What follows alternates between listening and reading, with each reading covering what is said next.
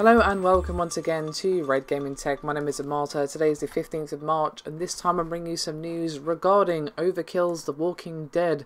Overkill being of course the guys behind Payday the Heist.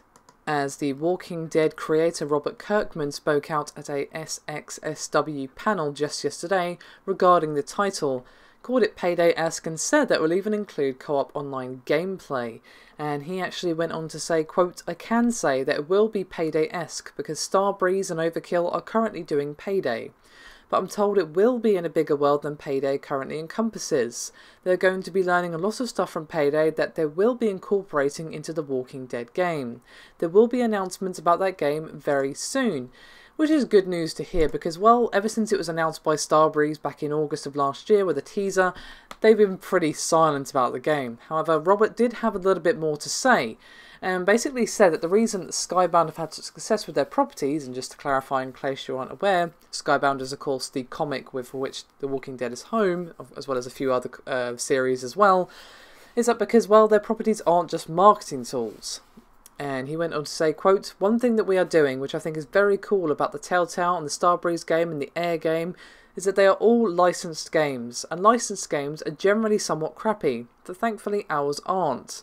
The key, I think, which is very important, is that we're not doing, hey, it's Daryl Dixon running around shooting zombies because you like Daryl Dixon, or it's Rick Grimes doing this because you like Rick Grimes. We're telling our own stories and doing our own things, almost as if they are original games." And just for example, the upcoming Air film, it has a game that will take place in the same universe, but won't have the same characters and story as its entry point. So, yeah, it's basically set in the world, but taken from a completely different perspective, which is probably one of the best ways to do a licensed property. Now, he went on to say, quote, "So instead of it being like a derivative experience where you kind of enjoyed a movie, so you're playing a game that's not as good as the movie and there are some lame things about it, we're doing a thing that is its own experience, that stands on its own as a cool game rather than licensing Barnacle to this popular movie. That's the thing we try to do with all of our things, to come up with a way to make it exist in its own right, as opposed to cashing in on the success of The Walking Dead or whatever we are doing." And another key thing that is probably very helpful to Skybound's successes is that, well, they don't try to tie the release of the game to any sort of schedule for the original product. So basically, usually where most of these licensed products run as their biggest problem is that they have to come out around the same sort of time as the film. A couple of days after, or maybe a week after at the most, because, well, they want to cash in on the success of the film. And that's obviously not what they've been doing. And he finished up by saying, quote, "With most licensed games, the company looks at it as a marketing tool and not a game, and the release date is set in stone. The marketing for the game is marketing for the thing, and the game is supposed to build brand awareness, so those release dates are set in stone. Most licensed games have some lackluster element to them because it's like, you have to hit this date, sorry, we'll just push back things and make it good." So, yeah. And just to wrap things up finally, when someone was asked whether or not Overkill's The Walking Dead will have co-op online play, he said, quote, "I think it's pretty safe that the Starbreeze game will be online and interactive."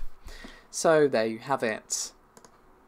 To be honest, his attitude regarding his works, Walking Dead or whatever, is exactly the right one. As I said earlier, the place where most licensed games fall down is that the company says to them, right, it has to come out on this day. And we cannot budge on that because it's coming out for this film and XYZ and marketing and blah blah blah. So basically the developers have their hands chained and then set into concrete.